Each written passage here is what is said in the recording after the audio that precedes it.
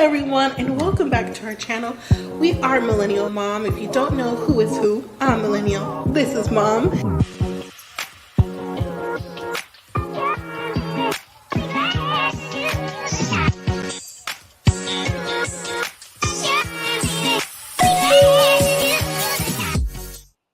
Hello everyone, welcome back to our channel.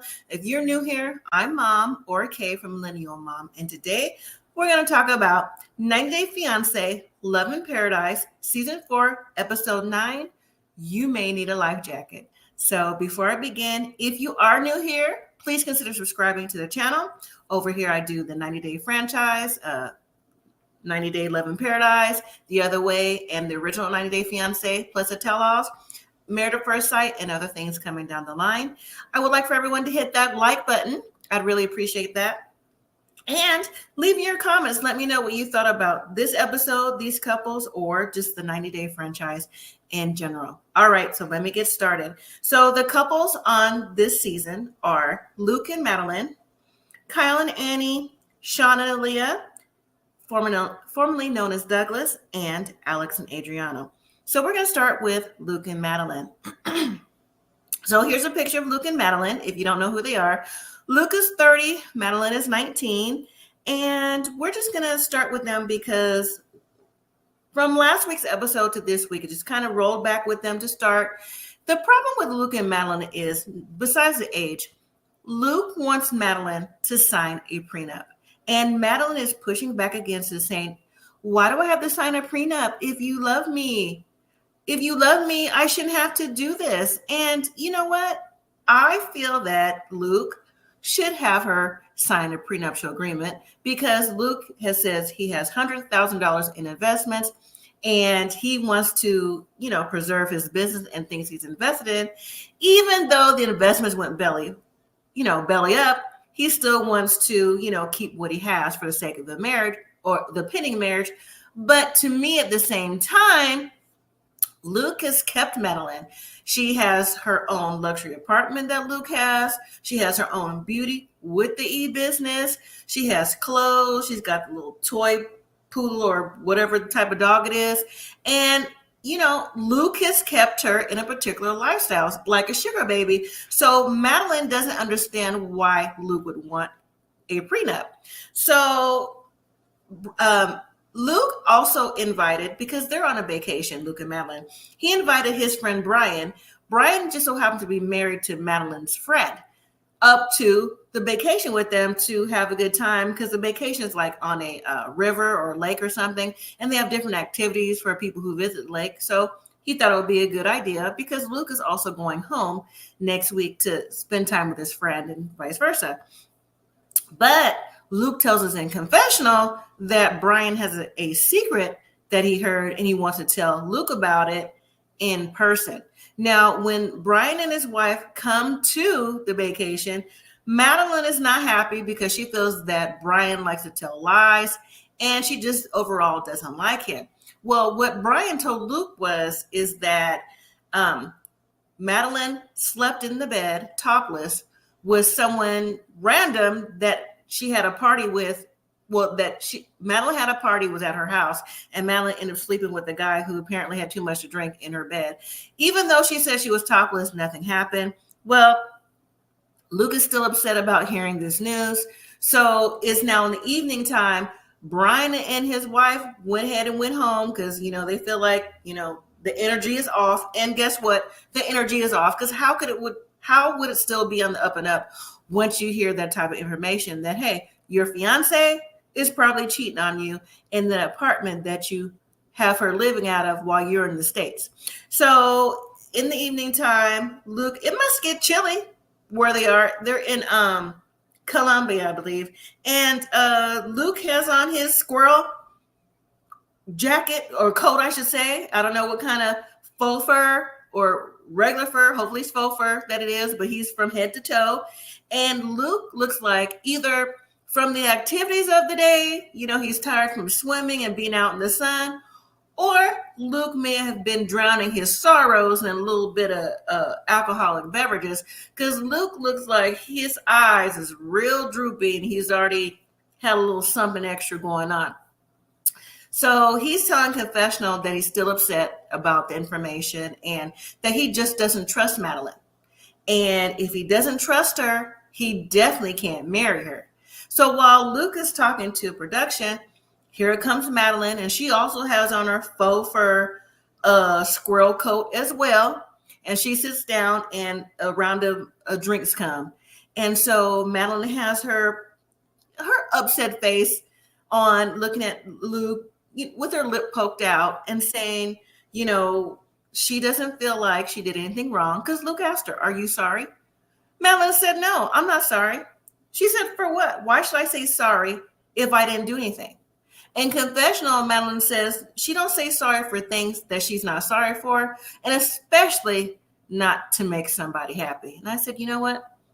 That could be a part of a maturity level too, because even if you're not wrong, just to keep the peace, say you're sorry. And on top of that, she admitted that the guy was in the bed, but even though she wasn't completely naked, she was topless, she didn't think there was anything wrong with this. So I think that's what Luke was trying to get her to see. But Luke, in my opinion, not just with those antics that Madeline has, just if you can't trust somebody, you got your answers right there. So the drinks must have kicked in or whatever, because you know what? They came back on a same page of, we're going to squash this, continue to enjoy our vacation. We have one more night to go through, one more day to spend. So we just want to have a good time. Now, when we see Luke and Madeline again, it's the next afternoon, and they are out on a boat going out to a part in the lake or wherever to swim. And so Luke is looking at Madeline. He's kind of like staring her down a little bit. And Madeline's looking at him, and she has her frown face on as if like, don't look at me like that. I didn't do nothing, right? And he's like, Madeline, what's wrong with you? So Madeline starts crying. He's like, why are you crying, Madeline? She goes, I don't know. I just love you. I want you to be happy with me. And so I guess that's all it took for Luke in the moment. So he just goes over there and gives her a kiss, and they sit together on the love boat until they get to their destination and go out to swim and have a good time, whatever. So when Madeline goes off an activity of I think it's on a raft behind the boat to get pulled along by the boat, that kind of, not on skis, but just like on a raft. Yeah, Luke said in confessional one more time that if Madeline doesn't agree to the prenup, he can't marry her. No ifs, ands, or about it. He's going back to America.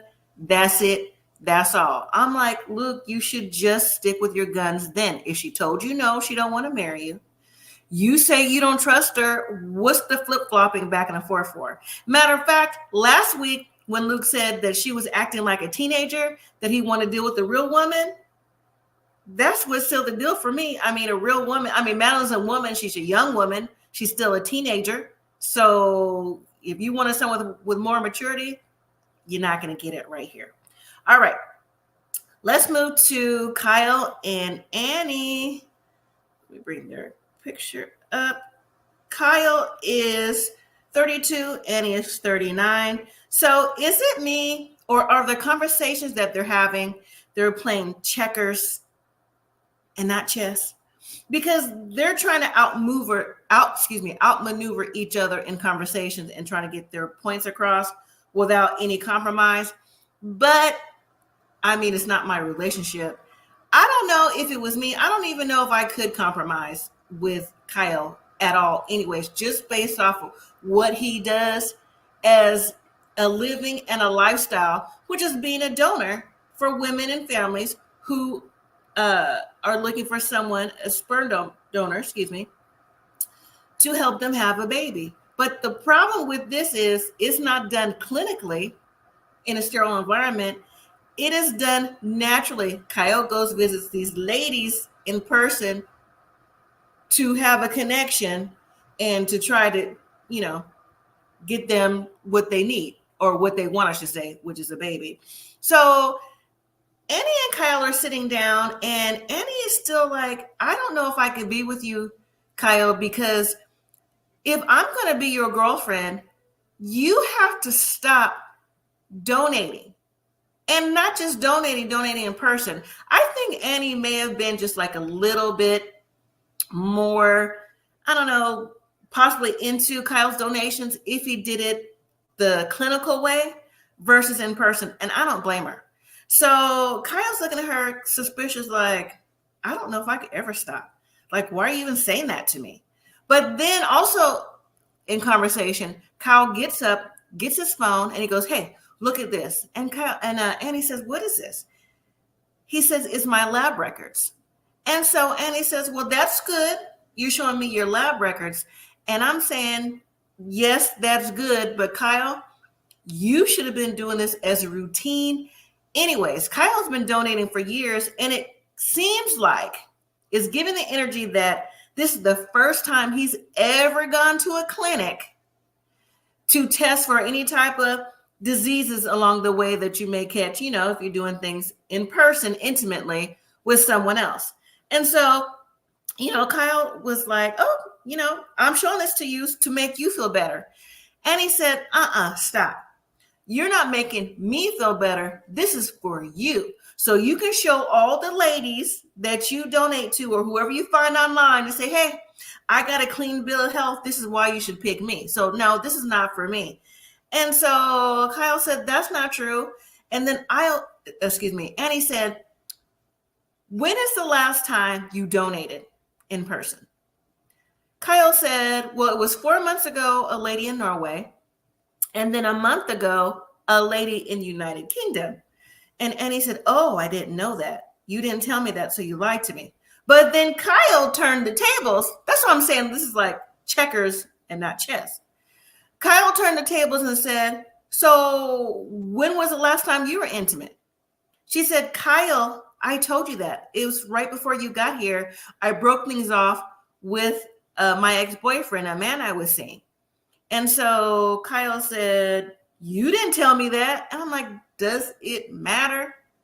And on top of that, Kyle and Annie just had adult relations last episode. And when asked by production, Kyle said they did not use protection because the conversation didn't come up. And in my opinion, I said that even if it did come up, if Kyle donates in person, why would he have protection? That's not part of his routine, his lifestyle. His lifestyle is to provide the sperm for the baby. So there would be no protection. So Kyle seemed like he was upset to hear that Annie had recently broken off with someone before he came to see her to see if they can make things work. And then Kyle said, well, if I'd have known that, then I would have never came to Malta at all to see you. And so that got under Annie's skin. And apparently she was thinking, because I know I did, saying, well, then you didn't really come here for a real relationship. You came here to see, what it could be with me and you. So Annie had a revelation or realization, as I should say, that she told Kyle, I don't think I could be in a relationship with you. And then she got up and walked away to one end. And then Kyle got up and walked away and went to another end. And I don't know. We'll see if that really holds true, especially for next week's finale. All right. Let's move to Shawn and Alliya, formerly known as Douglas. Shawn is 61. Aaliyah just turned 25 in Brazil. So Shawn and Aaliyah are out to dinner to enjoy Shawn's last night in Brazil. And Aaliyah is still upset because the night before, Shawn had told Aaliyah that he does not want to be in a monogamous relationship. Aaliyah was telling her friend Jackie that she does not ever want to compromise her morals and values by being in a relationship that was open. And if Shawn wanted to be in a monogamous relationship, does not want to be in a monogamous relationship, then they can't be together. And because the topic of sex came up, and Aaliyah had said that her and Shawn had not been intimate at all since he got there. Now, I was saying again to myself, Shawn, why did you propose to Aaliyah if you want to keep your friends on the side? So at dinner, Aaliyah brought that conversation back up again, and Shawn said that he had no intentions of breaking off with his friends with benefits. He saw no reason why he should do that, and his boyfriend, that Shawn said, was a good friend of his, and he didn't see the problem. And I'm like, seriously, Shawn, you don't see the problem? You never discussed this with Aaliyah about your friends with benefits? And Aaliyah, this also goes back on you. If you know Shawn was not monogamous, not just was not, is not monogamous with you, why did you accept the proposal when you said that your morals and values would be compromised? So I don't know. We'll have to see if Shawn goes along with Aaliyah and saying, you know what, maybe I can like give up my friends with benefits, but I don't think it's going to happen. But we'll have to see for the finale. Finally, we have Adriano and Alex. Adriano is 30, Alex is 35. They are in Italy. So Alex's cousin Tiffany comes to visit Alex today because Tiffany, her cousin who was traveling Europe, is leaving to go home from Italy. So she stopped by to say goodbye to Alex and, you know, one more time and just have conversation before they leave about the relationship. Well, not soon after Alex's cousin Tiffany came in the door, why did Alex say that her boyfriend Adriano wanted a threesome with Tiffany? And Tiffany was like, girl, I know you lying. And Alex said, no, he really said that. She said, oh, no. How can you be with someone, again, this is another couple that has moral challenges here? Because Alex isn't into threesomes, and she's, you know, believes in a higher power. She's, you know, Christian and everything else, versus Adriano, who's into a more like Woodstock, gypsy type lifestyle, free, you know, just to use an analogy doesn't mean that's exactly what it is, a more free lifestyle. And also, you know, he doesn't believe in higher power, Christianity, nothing like that. And, you know, so they're not equally yoked. So Tiffany says to Alex, well, let's call our auntie back home because auntie gives good advice. And we'll see what she has to say and also try to help you out in your relationship, Alex. So they call auntie on FaceTime, and Alex is saying all the things that's gone wrong since she's been in Italy. I'm like, things haven't gone wrong. These are the same things that hasn't gone right since you met him a year ago. You said you're broken up 2 to 3 times already. You aren't equally yoked. He wants to have people in the bedroom, an open relationship, and you don't. So they have gone back and forth with that. So the aunt is saying, well, what do you want, Alex? And Alex said, well, you know, these things are deal breakers. But then when Tiffany said, yeah, Alex told me about Adriana want to have a threesome with me, the aunt also said, girl, I know you lying. Okay, that's really all you can say about that.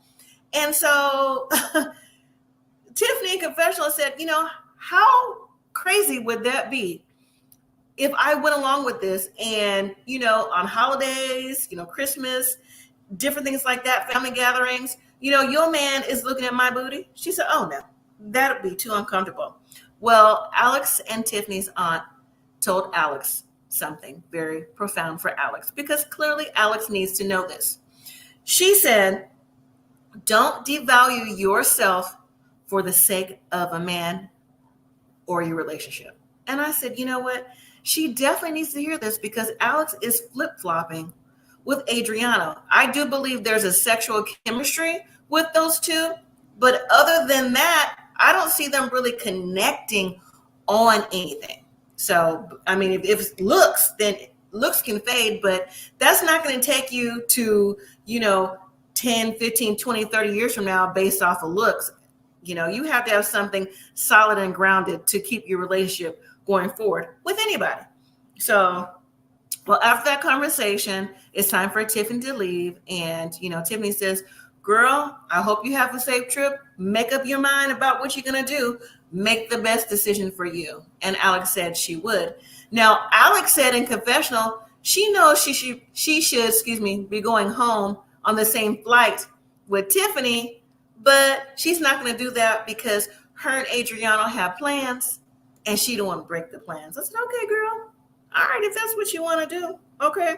So when we see Adriano later on in the afternoon come to the house to pick up Alex, they're on their way to the lake or the sea. It might be the Mediterranean Sea. I'm not sure. They're going to also have a day on a boat to go swimming and different things like that, and to talk about the status of their relationship and where they see themselves going forward, because, again, Alex is going home to the States. So Alex and Adriano, they seem like they're having a decent time. Adriano goes swimming. Alex doesn't. So when he's finished having a good time, he comes back to the boat. And that's when Alex said, you know what? Tiffany came by today to say goodbye. And I told her about the threesome. Adriano said, what'd you do that for? I was just joking. I just wanted to say that to you to see, or to push you to see if you really want to do a threesome. Alex said, first of all, it wasn't funny. You disrespected my cousin. I said, yes, he disrespected your cousin. Plus he disrespected you. But Alex said, why would you think that would be a joke to make me want to have a threesome?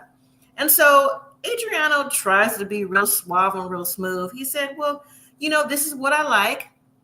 And I was hoping, if I made things a little lighter for you, you would reconsider a threesome. So, Alex just kept going back and forth with Adriano, talking about how she felt disrespected, him asking about her cousin and a threesome, whether it was a joke or not, him not taking her feelings and her values seriously, how she felt, that he wasn't listening to her as far as relationship goes. And she said that she wasn't sure if she can take it anymore to be with him in a relationship. So what does Adriano do? He tries to comfort Tiffany, tries to pour some little wine or a little rosé or something.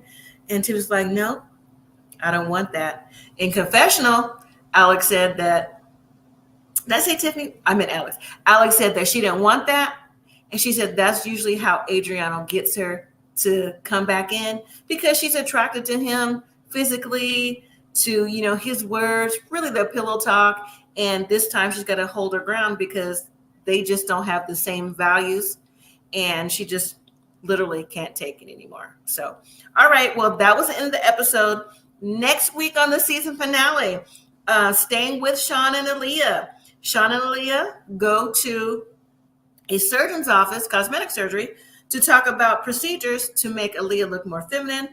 She said she wants to lose something up in here. She wants to take some fat out of her stomach to put it in her behind to be more shapely. She wants to, just have a more feminine feel about her.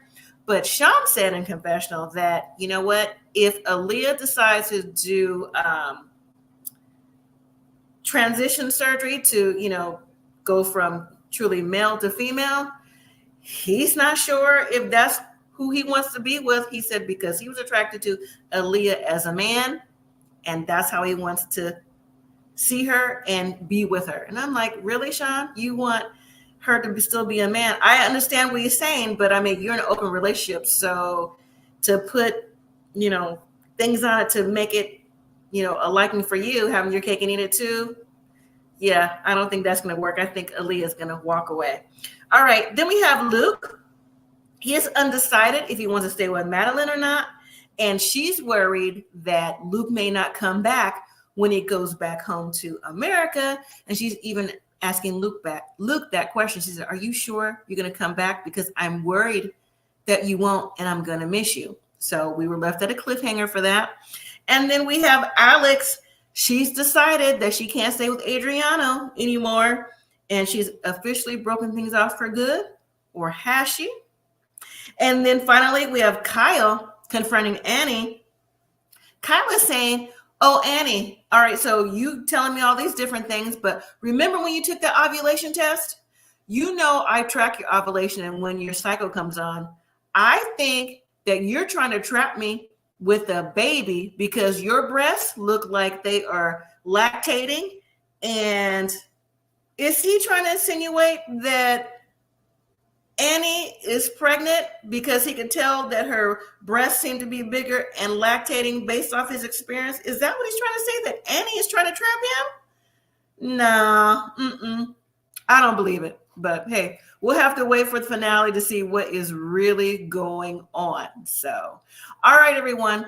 Thank you so much for watching. Don't forget to hit that like, subscribe, comment, and share. And until next time, everyone, live simply, be grateful.